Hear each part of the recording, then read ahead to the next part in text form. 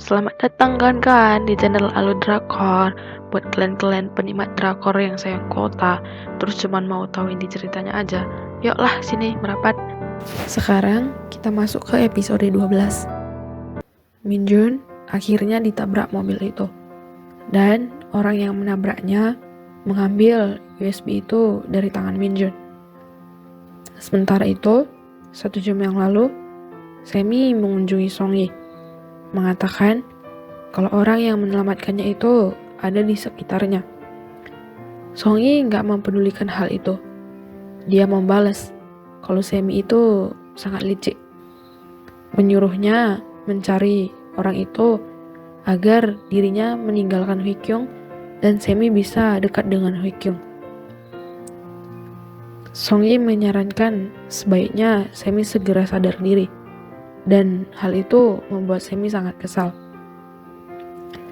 Kemudian Songyi mencoba menghubungi Minjun, tapi nggak bisa. Jadinya malah marah-marah pada adiknya. Songyi ingin bicara karena menyadari sesuatu dari perkataan Semi. Akhirnya Songyi mencari Minjun ke rumahnya dan berakhir dengan menemukan Minjun yang sudah sekarat di lantai. Lalu Pak Mu datang dan segera mengobati Minjun. Kemudian menyuruh Songyi pergi. Dan sebaiknya Songyi nggak usah mendekati Minjun lagi, karena Minjun akan pergi 2 bulan lagi. Di luar rumahnya, Hwikyung tanpa sengaja mendengar percakapan Jaekyung dengan bawahannya soal Minjun dan USB.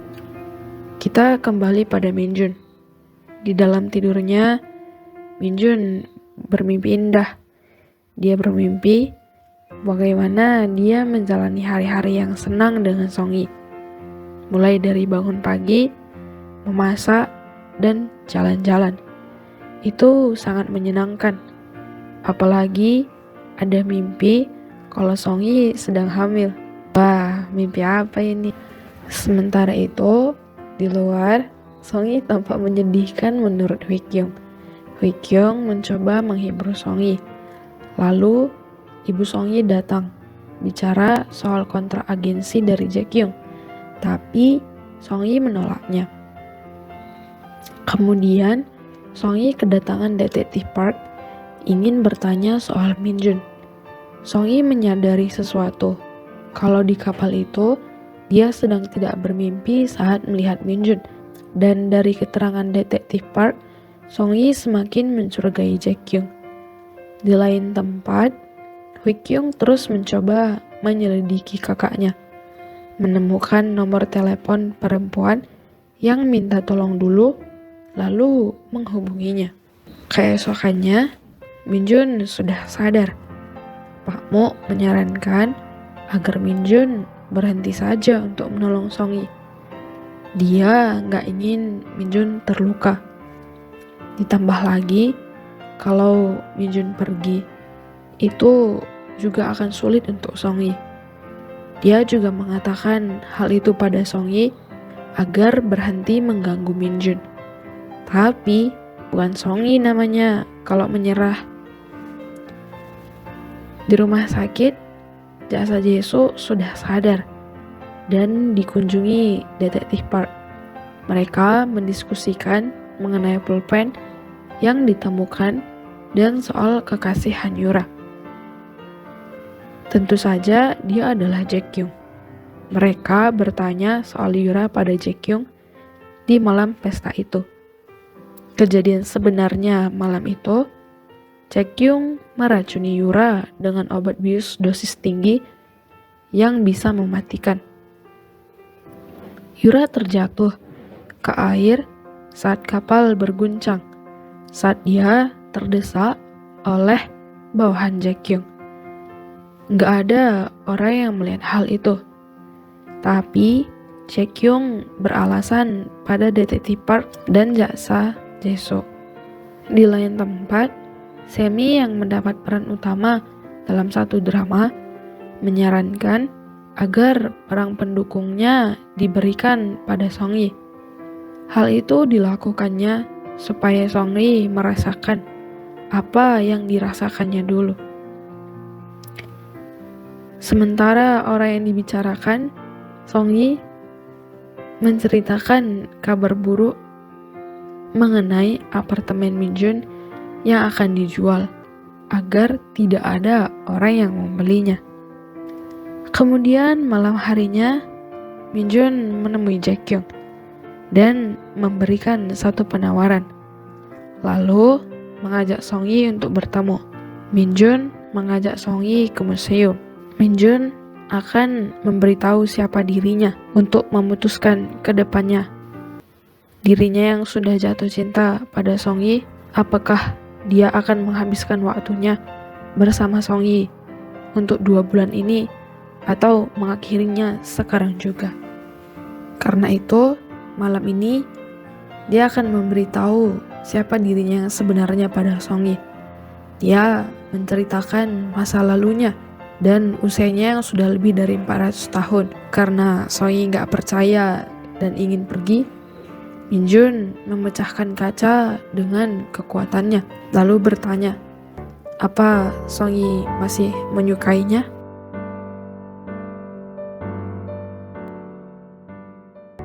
Sekarang kita masuk ke episode 13.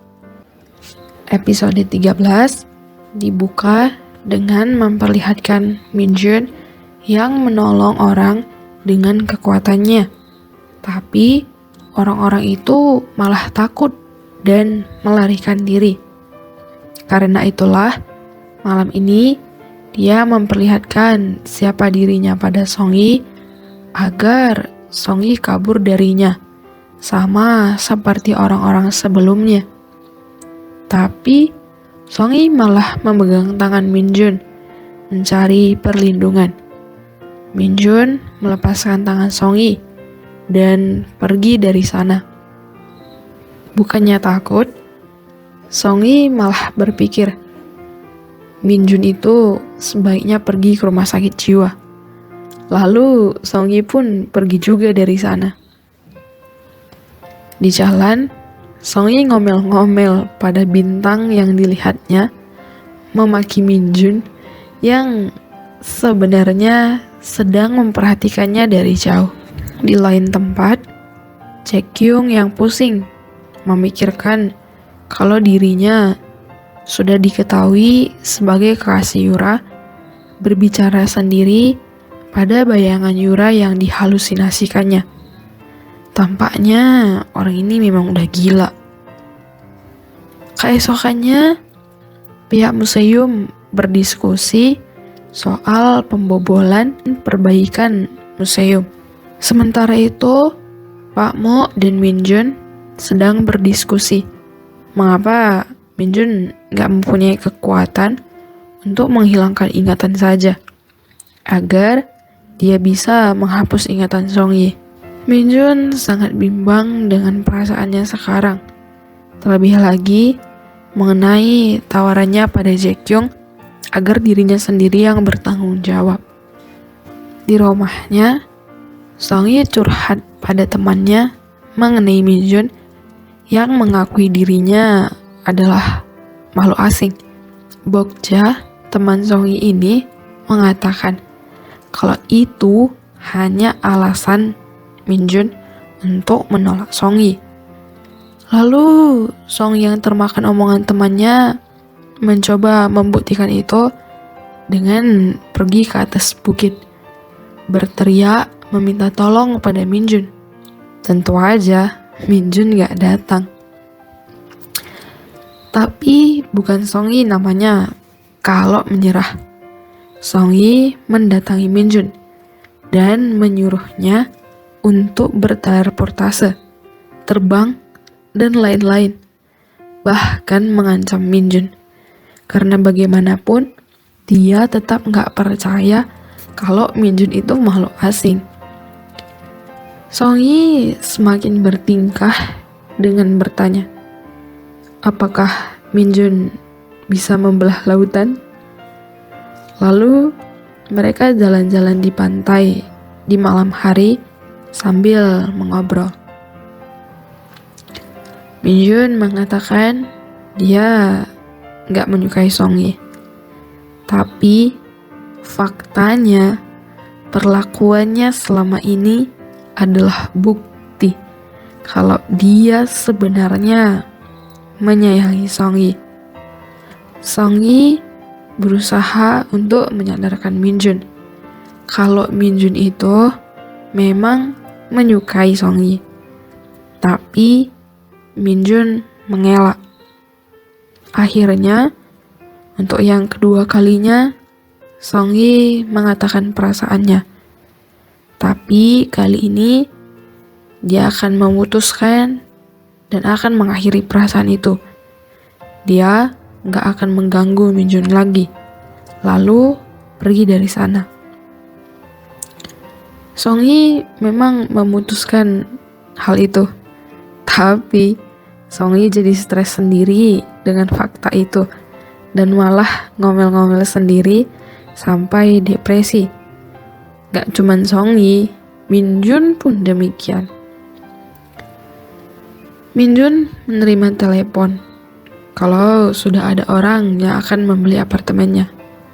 Tapi langsung membatalkan hal itu saat tahu kalau orang itu adalah Wi Kyung. Song Yi yang bertemu Hee Kyung di rumahnya bercerita soal tawaran drama yang didapatnya. Juga mengenai Jae Kyung yang adalah kekasih Yura. Min Jun yang mendengar itu di rumahnya tentu saja terkejut. Sepulangnya ke rumah, Wi Kyung mulai menyelidiki mobil Jae Kyung dan menemukan sesuatu. Keesokannya, Song Yi kembali ke museum, memulai penyelidikan pribadinya soal Min Jun. Lalu menemukan satu foto lama berusia 100 tahun yang di dalamnya ada Min Jun. Lalu segera pulang ke rumah dan hendak mengatakan hal itu pada Min Jun dengan catatan yang ditempel pada pintu. Kita berpindah pada detektif Park yang tampaknya frustasi karena penyelidikan mereka sepertinya buntu. Tapi langsung semangat saat menemukan hal baru dan langsung menyelidiki hal itu. Kemudian Jaksa Jae-soo kedatangan Min Jun. Lalu mereka mulai berdiskusi dan merencanakan kerjasama untuk mengelabui Jae Kyung. Di lain tempat, Ibu Song Yi menandatangani sendiri kontrak yang dibuat Jae Kyung tanpa diketahui Song Yi yang sedang menggila di rumahnya mempersiapkan film barunya. Di lokasi syuting, bawahan Jae Kyung yang ternyata salah satu orang yang mempersiapkan peralatan syuting yang akan digunakan Song Yi saat syuting nanti.